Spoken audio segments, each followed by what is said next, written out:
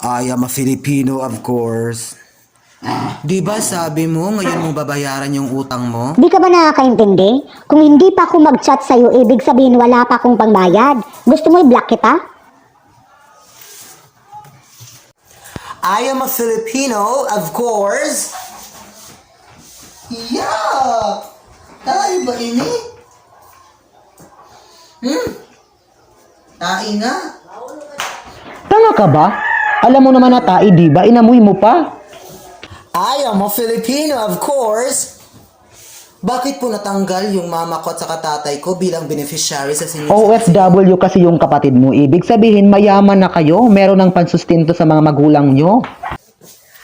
I am a Filipino, of course.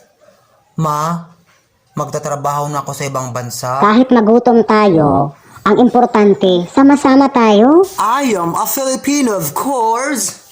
Pangarap ko ang ibigin ka at sa habang Habang maaga pa, itigil mo na. Baka umulan pa ng malakas.